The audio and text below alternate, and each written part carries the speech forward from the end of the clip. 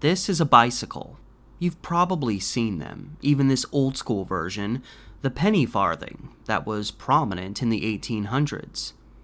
The 1890s has been called the golden age of the bicycle, and that fit perfectly with the bike craze that was going on in Portland, Oregon during that time. Infamous North End saloon owner Elizabeth Young, better known as Liverpool Liz, attempted to take advantage of this explosion by purchasing land in northeast Portland and opening a saloon surrounded by a bike track that she called Evergreen Park. While the dream was partially realized in 1898, by 1899 it was abandoned. In fact, more or less, the time around 1899 is considered the period when the bike craze died. During its heyday, a massive park, known as Cycle Park, was constructed on the land just east of the city's Lloyd Center Mall. At its peak, it was heavily traveled and included an amphitheater. But by 1899, its charm had worn off. The trees and shrubs were overgrown, and the park, as well as the craze, appeared to be on its last leg. The last thing it needed was one more tragic push to really kill off this park going into the 20th century. And then that happened. July 20th, 1899. A young man named George Arnold was venturing through the park's more secluded parts, reportedly hunting for cows. Yes, that was his reasoning. As he picked his way through the foliage, he noticed the legs of a woman sticking out from some brush. Assuming the woman had simply fallen asleep, Arnold approached to check on her. Upon placing his hand on her, feeling her cold skin, he became immediately aware that this woman was not sleeping at all. Recovered from the scene and taken to the morgue, hours later this woman would be identified as 19-year-old Claire Adelaide Fitch, but she was known to go by the name Clara, after her mother. The circumstances surrounding what happened to her are at least somewhat shrouded in mystery and make for one of the most bizarre murder stories ever to come out of the city of Portland.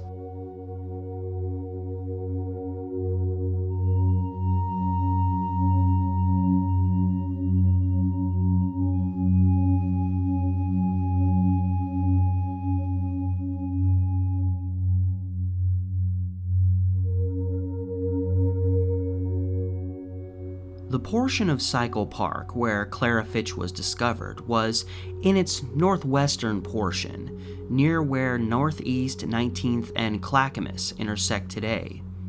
This area was overrun by shrubbery, and had George Arnold not come along on his escapade, it's possible Clara would not have been found for days, or even longer. Her discovery was chilling for how calm it was. Without checking her vitals, she would have looked like someone taking a nap in the woods. She had minimal marks on her flesh, and aside from some crushed grass and a few broken ferns and twigs, there was no signs of a serious struggle. A handkerchief with a smell of tobacco on it was found 10 feet from her body, but I could find no further information as to whether it was actually tied to the crime. The hat Clara had been wearing was placed over her face, theorized by police that it may have been placed there to muffle her screams. When the hat was pulled away, she was found to have a small amount of blood around her nose and mouth, and her tongue was sticking out. Despite not immediately finding any marks around her throat, it was quickly believed that she had been strangled or suffocated to death by some assailant. A thin velvet band around her neck was thought to have possibly been used to choke her. While there was no mentions in 1899 of any further injuries to Clara, later documentation from 1901 appeals on the case stated that she had a few lacerations on her body, and that she had a laceration in her womb, believed to have been caused by some kind of medical appliance. This detail would be of significance at trial. A few hours after Clara's body was found, and reportedly before her identification, a 19-year-old named Frank McDaniel visited a cafe for dinner on Washington Street in downtown. After this, around 8 p.m., he was crossing the Morrison Bridge when he overheard 3 newsboys discussing a dead girl found on the east side of the river. McDaniel asked who this person was, and they told him it was a girl named Clara Fitch. He claimed this was the first he'd heard of the death. So who was Frank McDaniel?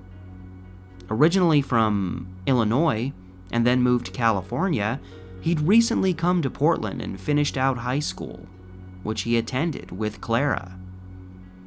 Around winter time, the two became a couple, seeing each other in secret as Clara's parents forbade her from seeing Frank. Over time, the two would become sexually intimate, but anyone who knew of their relationship said they were extremely happy together, and that Frank always behaved like a gentleman. Despite all of this, he was clearly afraid of Clara's father, George. A letter from Frank, found by Clara's mother a few days after her death, was filled with loving sentiment.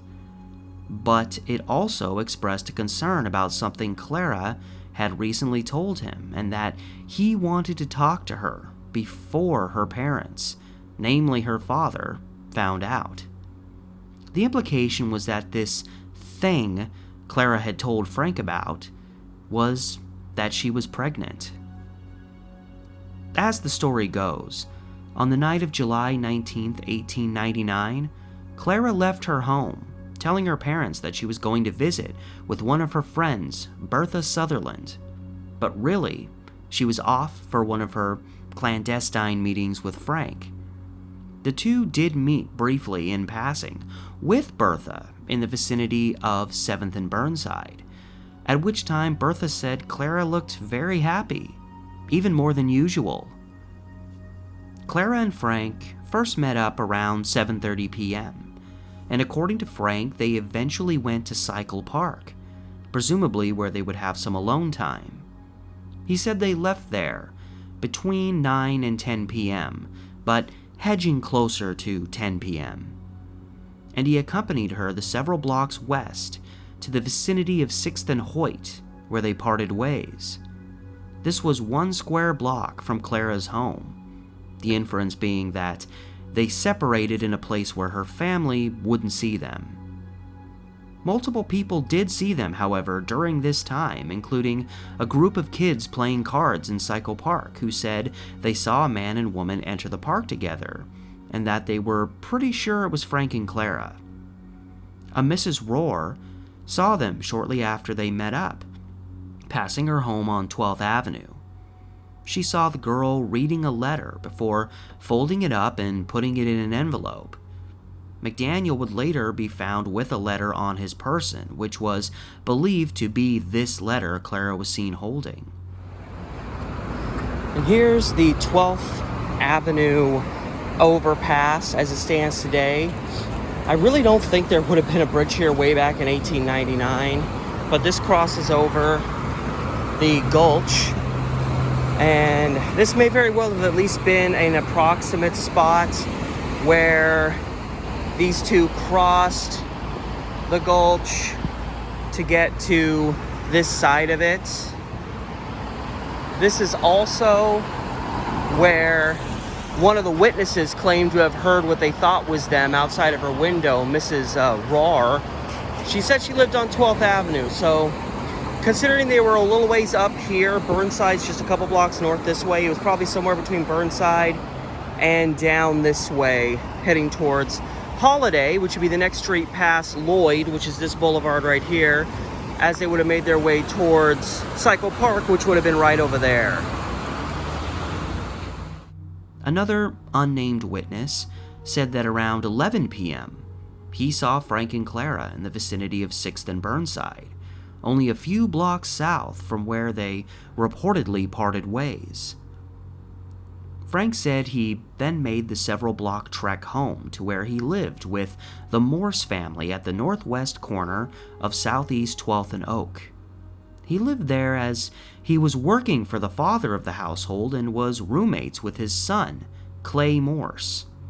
According to Clay, who also knew Clara, Frank had told him that Clara was pregnant, but he waffled on this detail later while also claiming that when the police spoke to him, they were aggressive and threatening, almost like they wanted him to admit that he knew about this pregnancy. He also could not provide an alibi for Frank, as he said he first saw Frank at home around 6 a.m. the next morning, but he could not account for Frank's whereabouts in the hours before. That evening, after work and spending some time in downtown, Frank had his encounter with the paperboys on the Morrison Bridge. He claimed here that he first learned of Clara's death, but Clara's identification would not be officially announced for another 30 minutes. This implied that Frank knew of her death beforehand, and how would he know that if he was not directly involved in her murder? He certainly could have been off in relation to the time, but either way, the paperboys he spoke to would be found, and they not only verified his encounter with them, but also that they told him the murdered girl's name was Clara Fitch. Their reasoning for knowing this information so early on was that they were, again, paperboys, and they often heard this kind of info long before others did. Frank would be arrested only minutes later, as upon arriving at his home, about 15 minutes away, authorities were already there to arrest him. This is interesting as it implies he was arrested before Clara Fitch was officially identified. And even if Frank was a little off with his time, it still implies he was arrested at the very least the same time that Clara was identified. And they were already on this guy. They'd had no time to talk to witnesses or anyone that would connect Frank to Clara, but there they were, rushing Frank away to the police station, where he remained stoic and unshaken for days.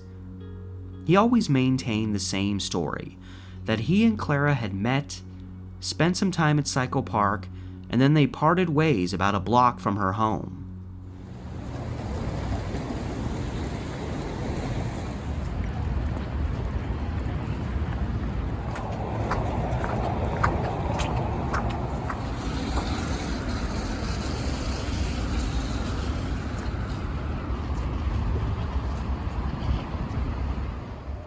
As expected in typical Portland fashion, it wasn't supposed to be raining right now, but here we are, approaching what would be, where I'm at is 18th and Multnomah. This would be, right in front of me would be where the east side of the park would begin. It went between Halsey to the north to Holiday to the south, which no longer exists over there because it would be dangling over Sullivan's Gulch.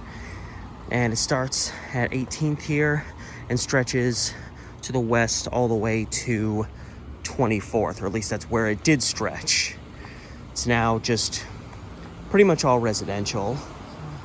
Just imagine this being a somewhat, by 1899, an almost somewhat neglected park space. Try to envision, if you will. It was over almost 125 years ago. And this is where Frank McDaniel and Clara Fitch were on at least one occasion, unless you believe the official story that they came back. And according to a diagram, now it's a drawn-out map of the park that marks the approximate site where Clara Fitch was killed. It would have been to the northwest corner of 19th and Clackamas, which I'm walking. This is 19th right here. So 19th and Clackamas is just right up here. Now, it is an approximation, but the map is drawn based on the blocks of the streets that, go through here today. So if it is inaccurate, it's probably only inaccurate by I don't know, 20 feet, 30 feet. It's pretty close. Rare sighting, amateur historian with a hood on. It's only like the second hoodie I've owned in the last like 5 years. But based on, again, this map, it marks the approximate location. And if I was to take that map and try to take it at face value as much as possible, I approximated the site by kind of putting it over an actual map and approximating that exact location. It would be in the clip that you are now seeing.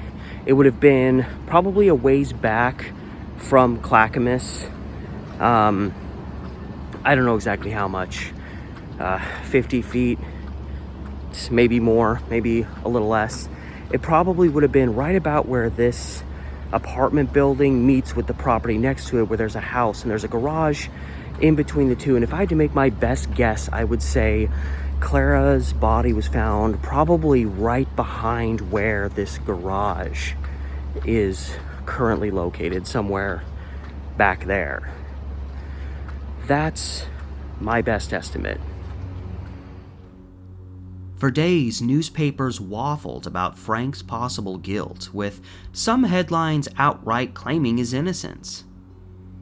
At one point, it was even inferred that Clara may have died of natural causes, and that, if guilty, Frank's only crime was panicking and hiding her in the brush of Cycle Park.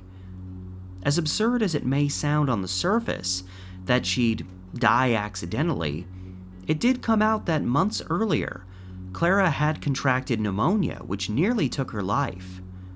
It had left her with lung and breathing problems, meaning cutting off her breathing, even for a brief moment, might have been enough to kill her. Now, this was also turn-of-the-century medical science, so take that as you will. Despite all of this, after Clara's autopsy, wherein they determined she had died of strangulation, Frank McDaniel was immediately charged in her murder. Interestingly enough, during Clara's autopsy, it was also established that she had not been pregnant. This appeared to not matter, as the theory authorities and eventually the prosecution would peddle was that Clara either mistakenly believed herself to be pregnant or she lied to Frank, thinking by saying she was pregnant that he'd be forced to stay with her and that her parents would have to accept their love. This latter reason made little sense to me, as they were, by all accounts, very happy together. The only strong witness in relation to the time around when the murders actually occurred was a Mrs. Platts, who lived near Cycle Park, and claimed that sometime between 9 and 10 p.m., she and some guests in her home heard screams coming from the vicinity of the park.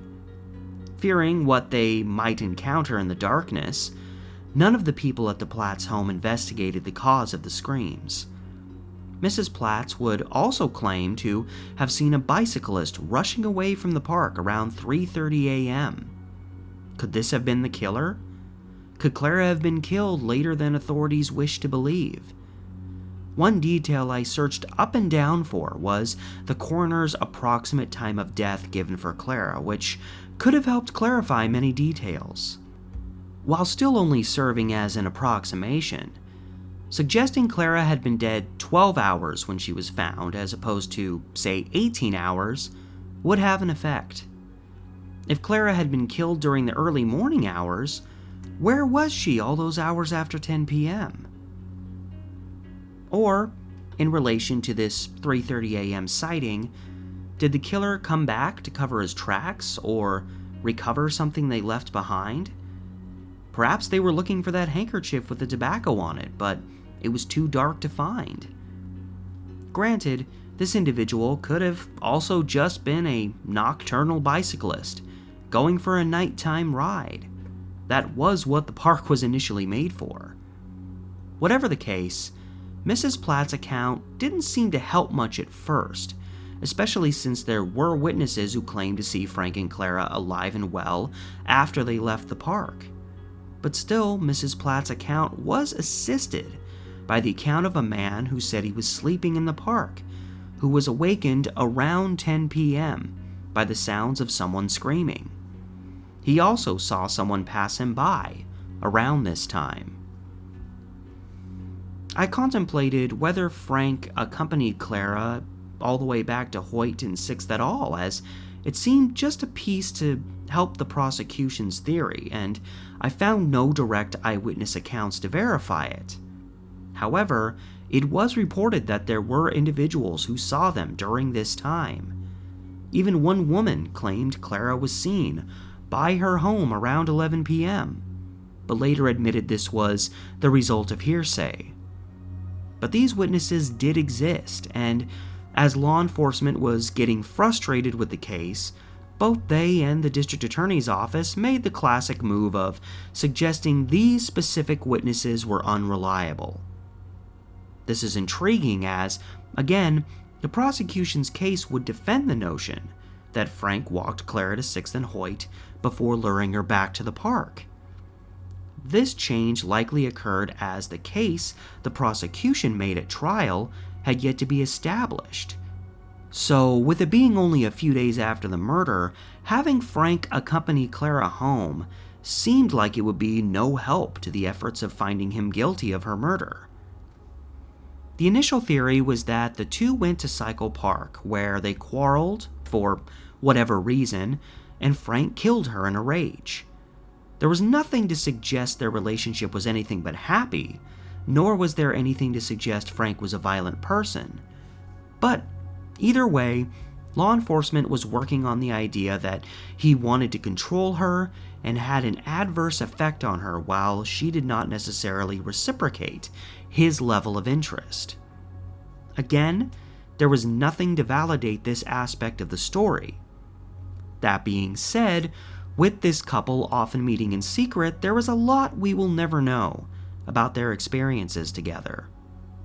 While, to this point, the circumstances of the story were intriguing, when Frank McDaniel went on trial, things became flat-out bizarre.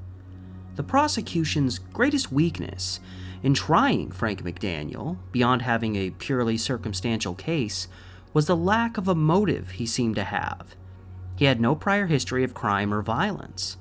Everyone who knew him regarded him as a gentleman, and both he and Clara were very happy together. So why kill her? Well, this brings us back to that question of pregnancy, and the prosecution's suggested motive. As they told it, several days before her death, Clara Fitch told Frank that she was pregnant. This left Frank feeling uneasy, mainly out of fear for how Clara's father would react when he found out. Fearing vengeance from him, Frank met up with a friend who had previously attended medical school, wherein he obtained some medical appliance, the one that reportedly caused damage to Clara's womb. He then met with Clara and lured her to the secluded recesses of Cycle Park, where he attempted to use the appliance to commit a makeshift abortion on her. Clara found this to be, understandably, incredibly painful, and after having no success, Frank gave up and decided to accompany Clara home. However, Clara had become very emotional and excited from the experience, and as they came closer and closer to her home, Frank feared she would spill the beans when she got there, and he convinced her to turn and go back to Cycle Park, to wait it out through the night. She would tell her parents she stayed at Bertha's place when she got home in the morning. But as the hours passed, Clara remained in an excitable state, leading a desperate and fearful Frank to suddenly decide to kill her. This is the story that the jury chose to believe. However, there's even conflict with that. While the jury would eventually find Frank guilty of manslaughter, for which he would receive a 15-year sentence, their process of reaching a final decision was chaotic at best. They took multiple votes, wherein several jury members changed their vote multiple times. Two stuck to their guns on a straight murder conviction, but after nearly 24 hours of getting nowhere, they finally gave in and everyone agreed to a manslaughter conviction. And if the prosecution's case was to be believed, then McDaniel did not have premeditated murder on his mind, but rather did it out of fear when the attempted abortion was unsuccessful.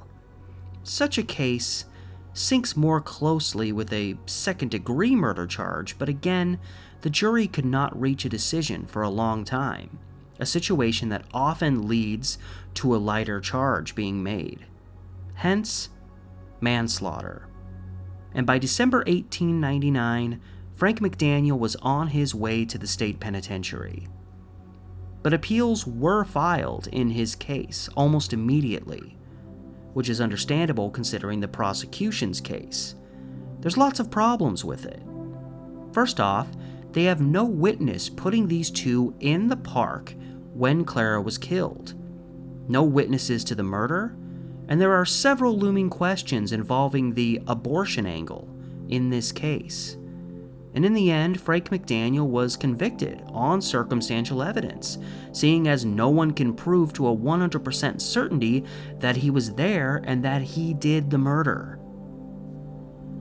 In the summer of 1901, his case went before the Oregon State Supreme Court on appeal, but the Supreme Court sustained Frank's conviction.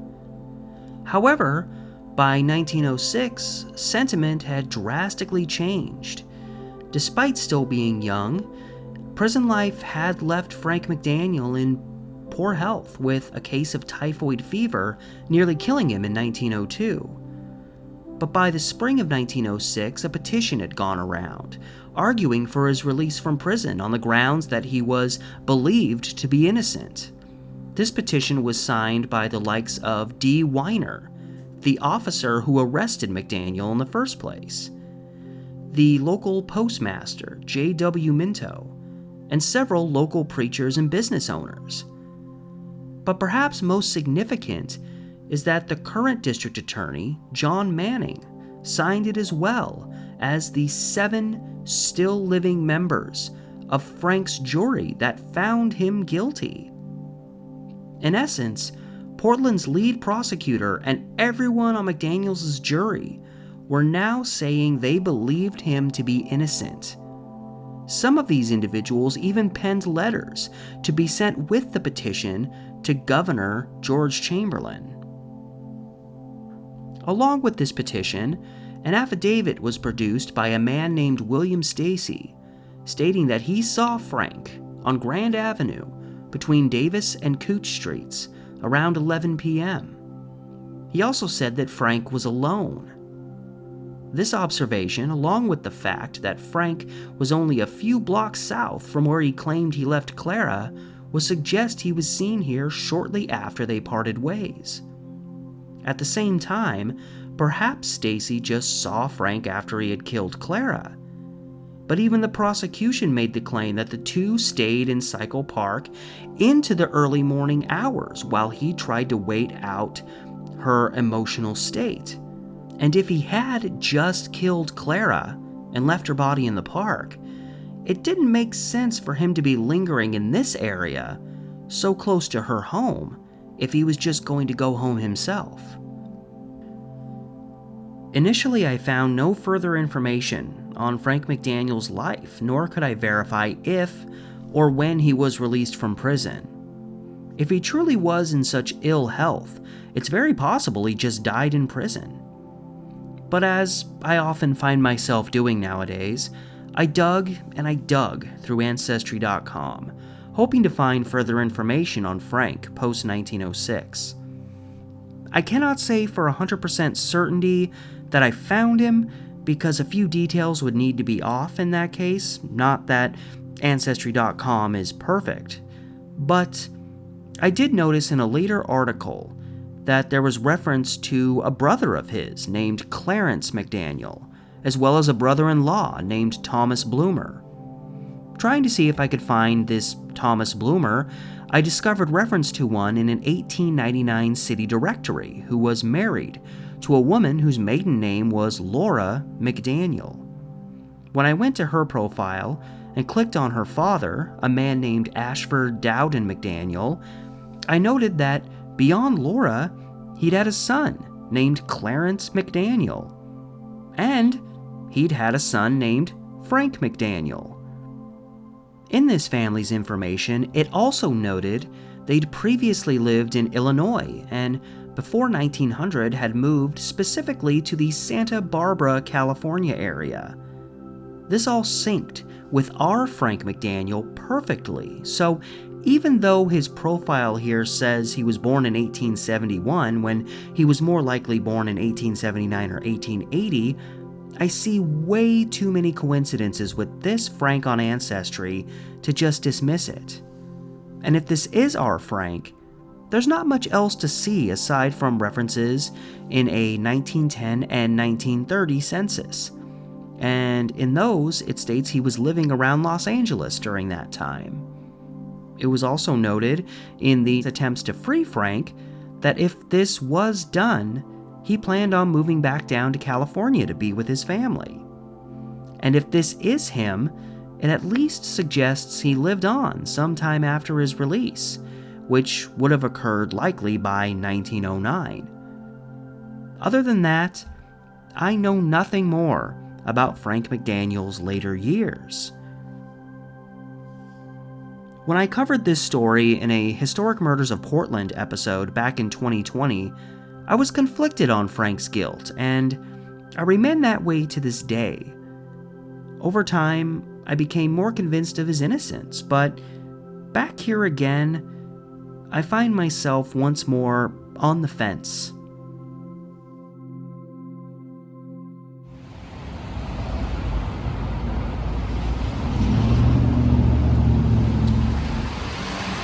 So in terms of the two meeting up, right back here, Clara Fitch's home, she would have left, and the two would have likely come together not far from their home. I know they parted at 6th and Hoyt, but I do not know exactly where they met, but obviously once they did meet, they traveled due south, which is the direction I'm walking right now.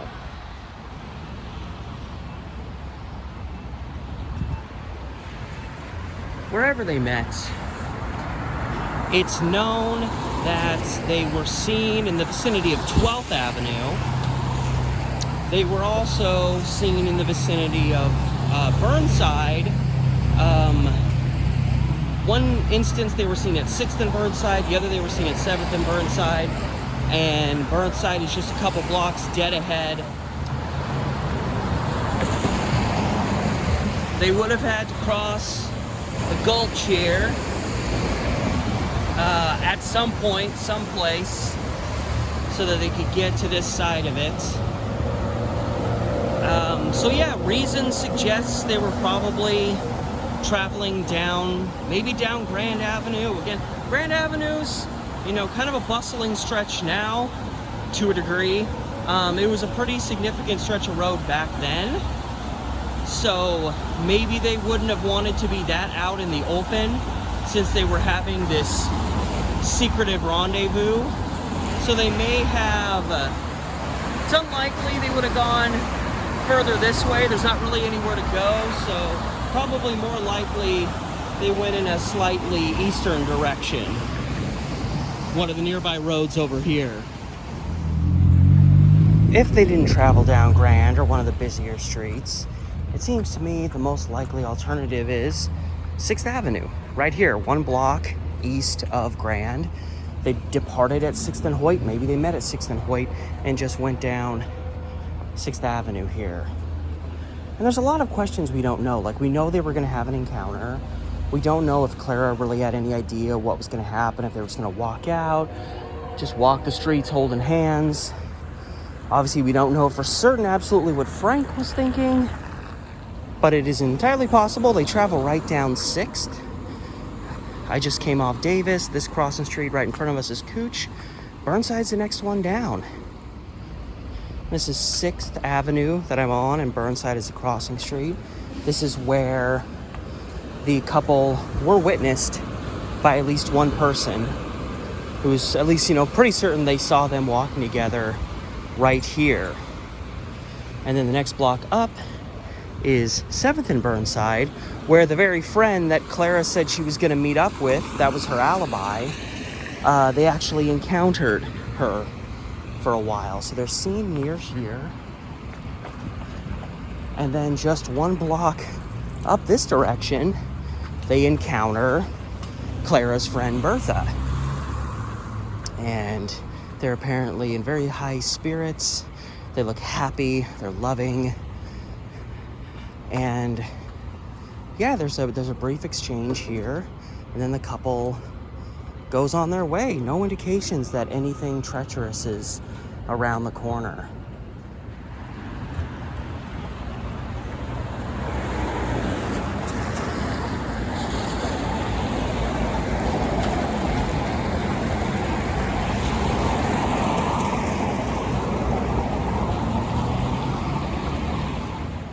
The exact route they took after this encounter is not known, because all we know is that at some time they were seen in the vicinity of 12th by Mrs. Rohr.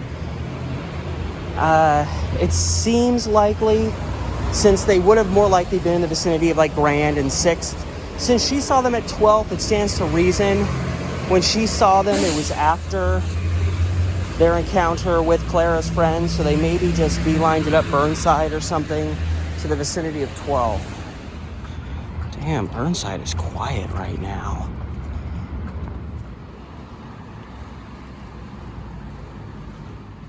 So if I was a betting man, I'd say they go this way, maybe stay on Burnside for a bit, and hit 12th. 12th's dead ahead, and they start going this direction because Cycle Park is like in this direction. That would be my guess, because those finite details didn't come out in these, old turn of the century newspaper reports and even court documents related to the case. So I'm just spitballing.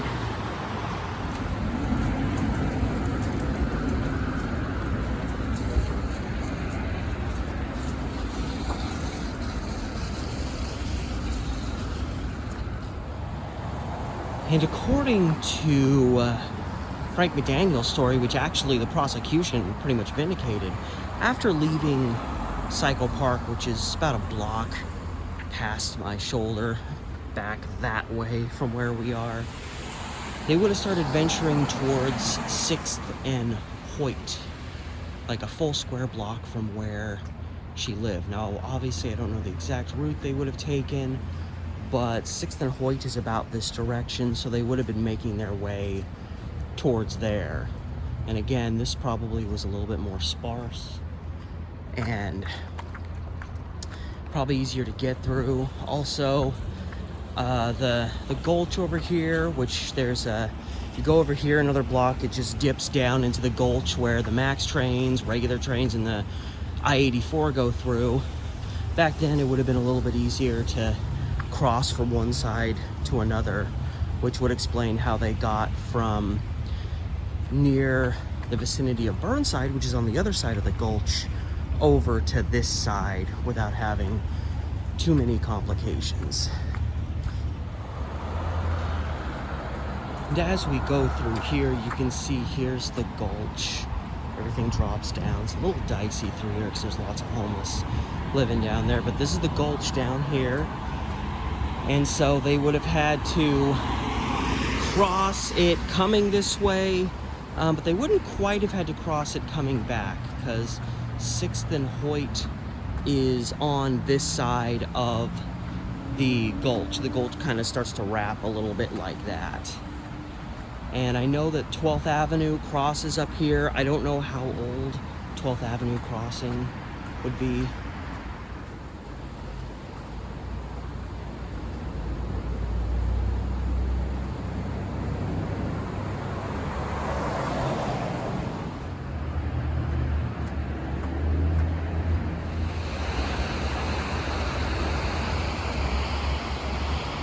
Now here's the thing, 6th and Hoyt no longer exists.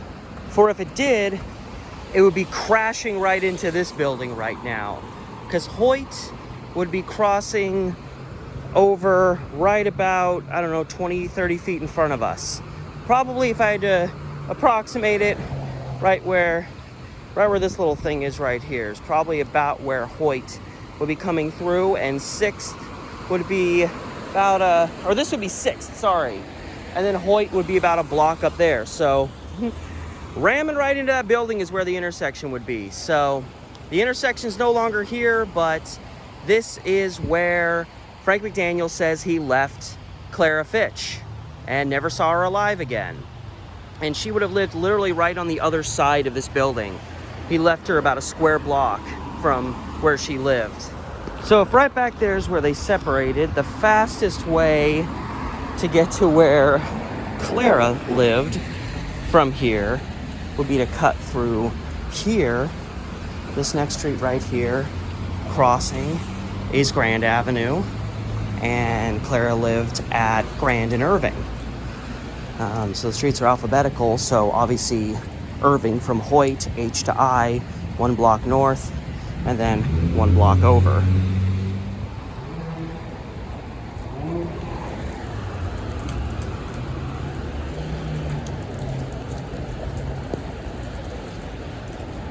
So they would have been very close to each other.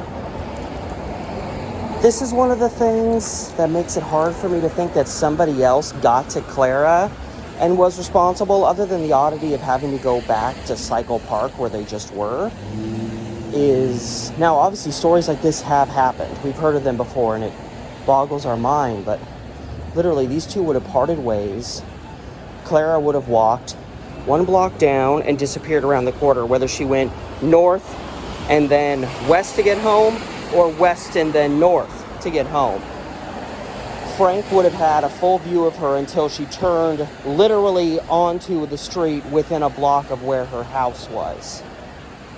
Clara's house would have been right past this building, right next to me, in this little space right here. This is where Clara's home would have been. Metro. It would have been right here. So again, if Clara Fitch's house was here at the southeast corner of Grand and Irving, 1 block right up here would have been 6th. In fact, here's where 6th starts again. You can actually see the sign showing that 6th Avenue is right here. So yeah, you can see 6th Avenue would have cut right through this parking garage, and that's why it no longer exists today. So Clara would have either roughly gone the route I just went to get to her house, or she would have come right down 6th and turned to go to her house. So if somebody else was responsible for grabbing Clara, they either would have done it along Grand there, which is a pretty busy street. It was kind of late at night, so I don't know. Or, perceivably more likely, Frank sees her come around the corner here. She's now out of his sight. Between there and here, someone grabs her. That pretty much would have had to happen if Frank was not responsible in this crime, because they parted ways so close to each other. Now again, that is not impossible. We've heard stories about people, you know, being a block from their home and then they disappear forever. It can happen. It's not the most likely of scenarios, but it could have happened that Clara Fitch, just to consider all possibilities, Clara Fitch could have been grabbed somewhere along this stretch, or again, in my opinion, a little less likely, from down along Grand Avenue. And if they were keeping this kind of a clandestine thing, sneaking up 6th to Irving would make a little bit more sense. And then she goes home right here. But unfortunately, we don't know if that's what actually happened, because the prosecution suggests that over there, they were gonna part ways. Frank panicked and lured her back to Cycle Park, which would be actually, because I forget I went a little bit south, be several blocks that direction.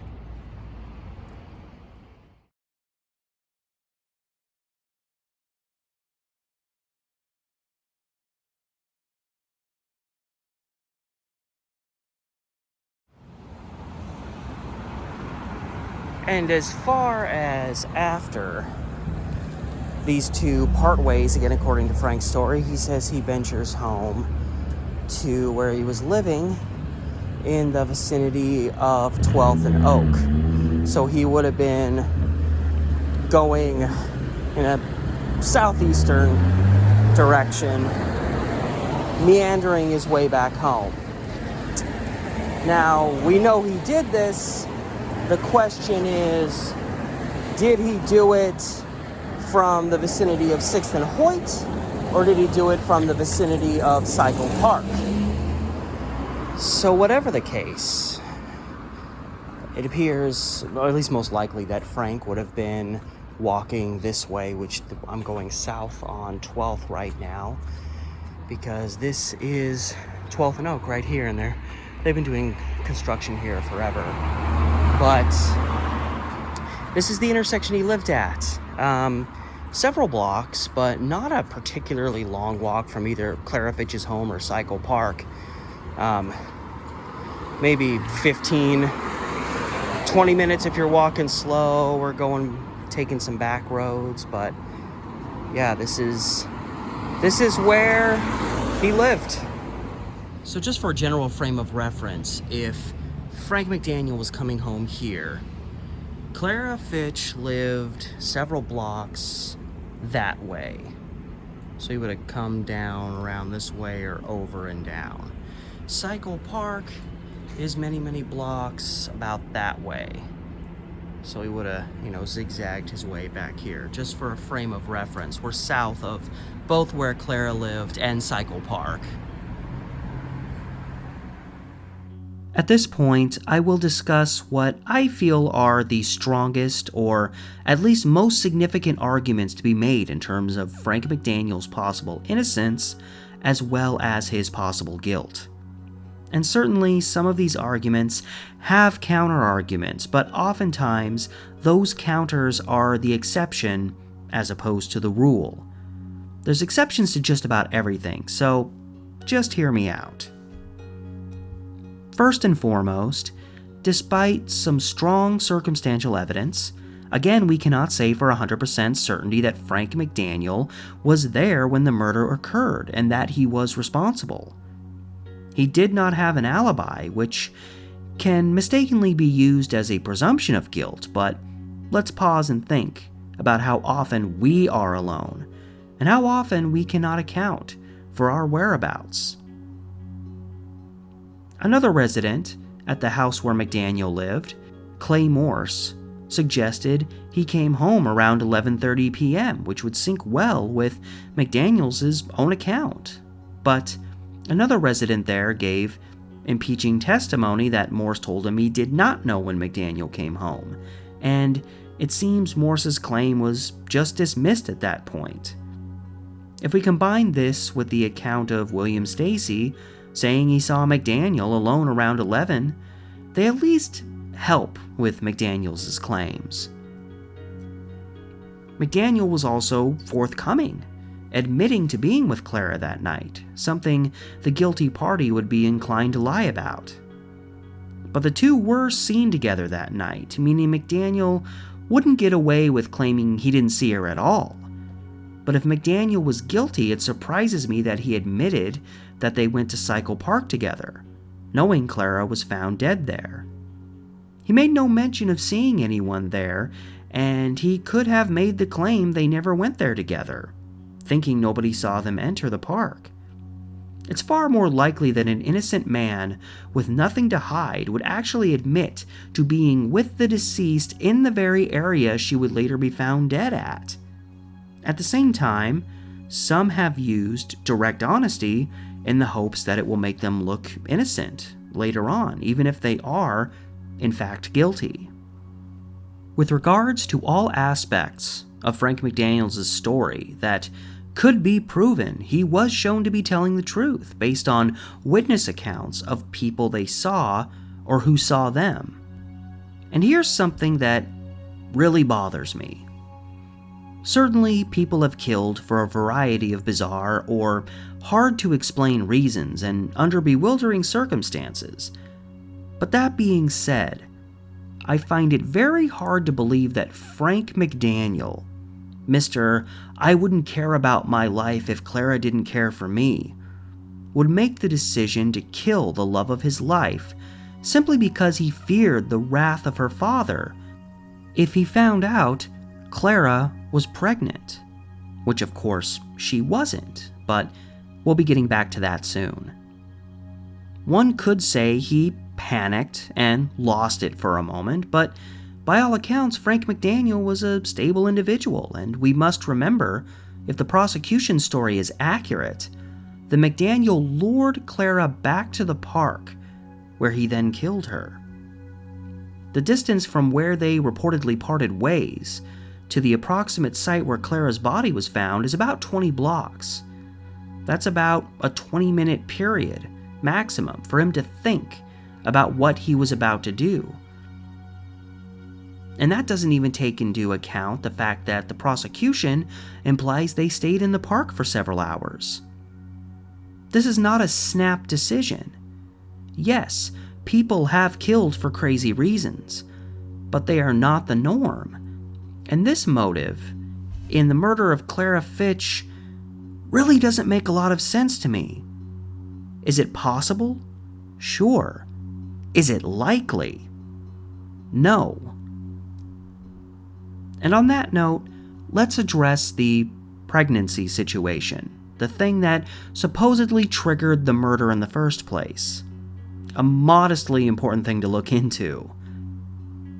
Now, what's most important is the fact that Clara was never pregnant in the first place. Therefore, she either believed herself to be pregnant, erroneously, or was lying about being pregnant.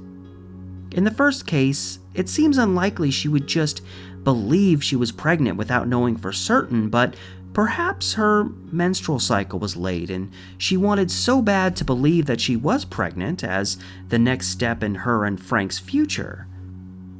As to why she would lie about it, the motive could be the same as believing she was pregnant. Despite her parents' disapproval, if she were to convince them she was pregnant and that Frank was the father, following the conventions at the time, they would have to accept it, and the next step would be marriage to prevent the child from being born out of wedlock. However, there are issues with this, right down to the story that Frank tried to conduct an abortion on her. If Clara's hopes in either case were to force her family to accept her love, which would be driven by her pregnancy, why would she willingly let Frank try to conduct such a procedure on her? And in particular, if she was making it up. If there were no actual pregnancy, there is no reason she would go through with this. She would tell Frank in that moment that she made it up. Could it be that her love for Frank was so deep that she would do just about anything for him and she let something like this happen? I don't know. Does that make a lot of sense? It doesn't to me. There's a lot of unlikely oddities that simply had to fall into place for this story to happen the way the prosecution said it did. Furthermore, I have found no definitive proof in regards to how Frank obtained this, quote, appliance supposedly used on Clara. The claim was that Frank spoke to a friend about how to conduct an abortion, and that he obtained this appliance from a medical school friend who goes nameless. No verification of them in court documents, or that they even testified at trial. And why? This guy supposedly gave Frank the instruments he used to conduct an illegal abortion. He's practically an accomplice at this point, but he simply exists as this vague, nameless entity. And what of the appliance used? It was never found. No proof that it existed. No proof Frank ever had it. And he would have had to have been carrying it on his person the whole time he was with Clara, even as they walked around town.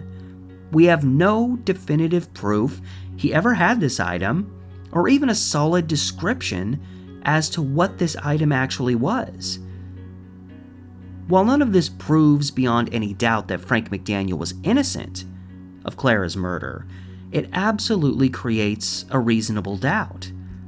And that transitions us 180 degrees to the other side of the equation, that which suggests Frank McDaniel's guilt. And that takes us to the question of, if he wasn't guilty, then who was? And why would they kill Clara? The reason I include this other possible guilty party in relation to McDaniel's possible guilt is because, if his account of events is honest, it's hard to believe the story of someone else's guilt. If someone else was responsible, they would have had to get to Clara between where she left Frank and her home, 2 locations literally around the corner from each other. Sure, we've heard many stories of people vanishing right outside their house, but they're not extremely common, and being that close, wouldn't Frank have seen or heard something? Perhaps not, but even if we take this part of the story at face value, this individual then chose to take her almost 20 blocks back to Cycle Park. What are the odds of that? And if this individual was simply planning on killing her, why transport her so far? On that note, it suddenly starts sounding a little more likely that Frank McDaniel just took her back there. We also have to ask why this person would injure her in a way that would look like an attempted abortion, an element that conveniently helped the prosecution's story fall in line along with the letter Frank wrote to Clara that again at least strongly infers that she thought she was pregnant. To me, the strongest theory in terms of someone else being responsible is that someone else out there had an interest in Clara, one bordering on obsessive, stalker-like. We then have someone who absolutely could have been following them and seized an opportunity when Clara was out of Frank's sight. Following them around, he would know that they'd been in Cycle Park. Perhaps being intimate, a motive for him to act out in a jealous rage by killing her in that very same spot. There could have also been the desire to do a frame-up on Frank by leaving Clara's body at a place the 2 of them had been that night. While not impossible, obsessive weirdos have done worse. This theory still feels a little far-fetched to me. Then again, is it any more strange than someone with no medical background trying to conduct an abortion on their girlfriend that they supposedly love dearly in a dark park space just because he was afraid of her father? At this point, I don't know. There was one other suggestion made in local papers that I don't put much stock in, but it's worth mentioning. This was the idea that someone may have been going through the general vicinity where this crime was committed and strangling people, seemingly mostly young people. This idea was suggested in relation to the murder of 15-year-old Angelo Serico, who was attacked near what would today be East Burnside and 20th, and dragged into an orchard where he was strangled with a rope. Remaining an unsolved murder to this day, Angelo was killed in November 1898, only months before Clara's murder. The site of his murder was also only 10 blocks directly south of Cycle Park. And, like would have had to be the case if Clara was grabbed and killed by someone else, Angelo was ambushed right on the street. It was also reported that someone attending school with Angelo's 17-year-old sister had made advances towards her. When Angelo confronted him, he became hostile and borderline violent. One theory was that this young man was responsible for Angelo's murder. If nothing else, this at least links with my strongest alternative theory for how Clara was killed, that being at the hands of someone else who was enamored or obsessed with her. Again, I doubt this specific connection, but it was intriguing enough at the time of Clara's murder to make a few headlines and get some people's ears perked up. Beyond this, we have the simple fact that the last person known to see Clara alive was Frank McDaniel, and the letter penned by Frank to Clara does seem to infer a pregnancy, while it may have potentially been referring to something else.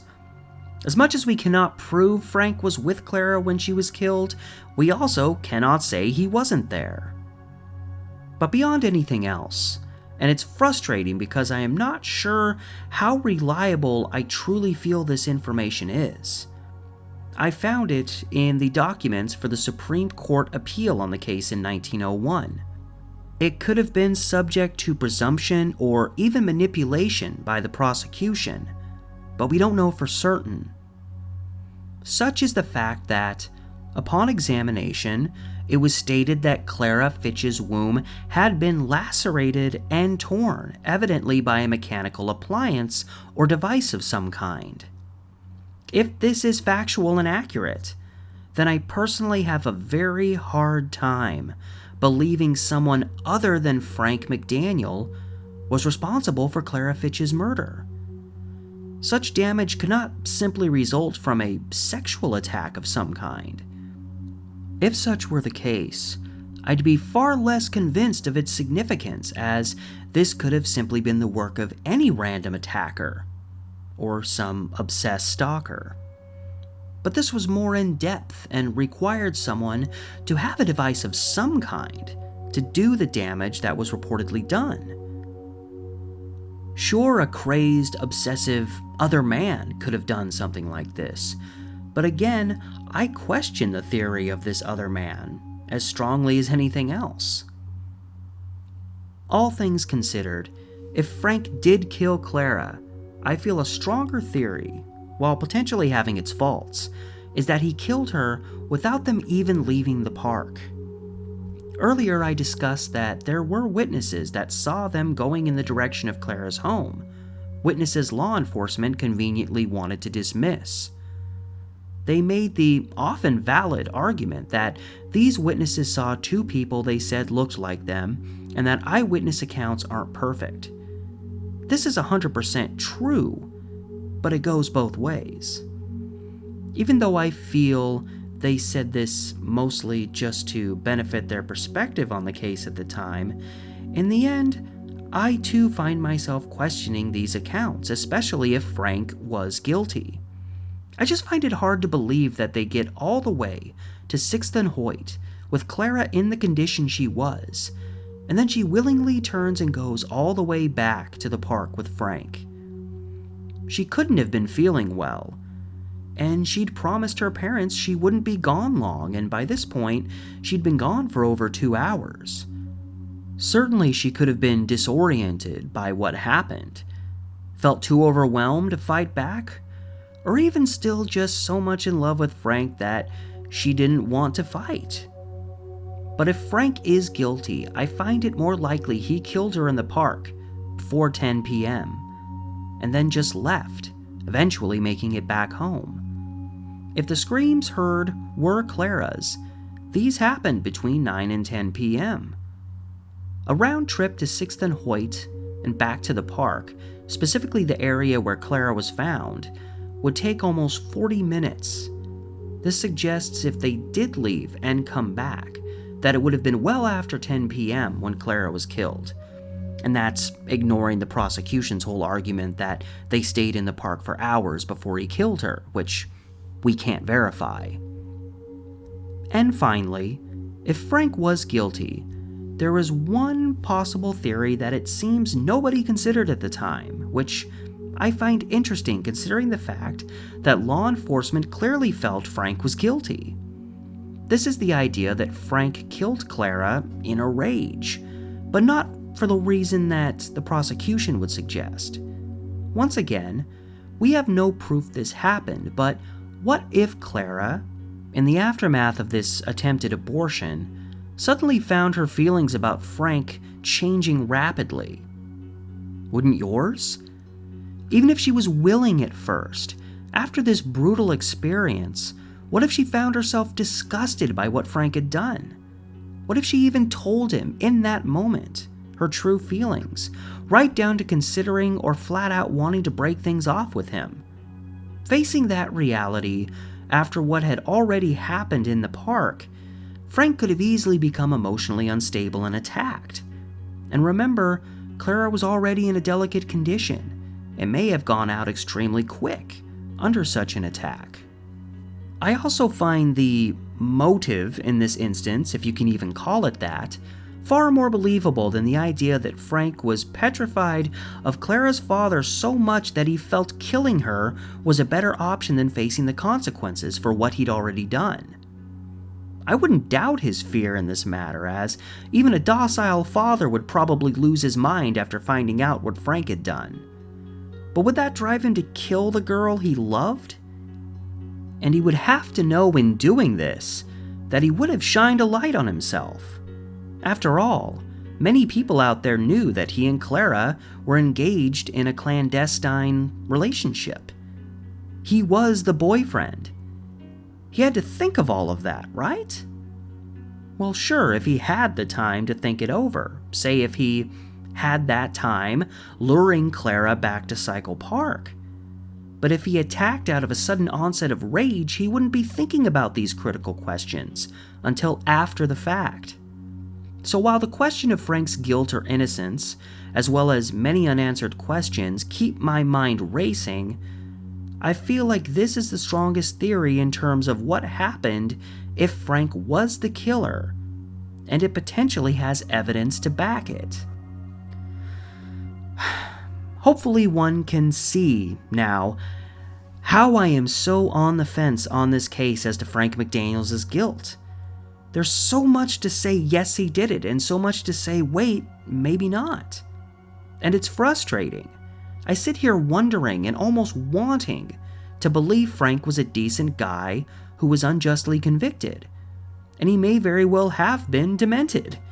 Whatever the motive, if he really did what the prosecution said he did, then he's one of the most disturbing characters I've ever covered in a video. And in that vein, I could care less what his motives or fears were. And yet, we're dealing with a crime that had no witnesses at a time where medical science was far more primitive than it was even just a few decades later. There's much we cannot be sure of, but this is also a one-of-a-kind story in the history of Portland, and a disturbing one at that. Clara, who, again, her real first name was Claire Fitch, was not only taken from the world so young, but she had already battled a lot in terms of her health, long before her torturous death, regardless of who was responsible. And while the legal system was convinced a long time ago that they put the matter to rest, I'm still not sure.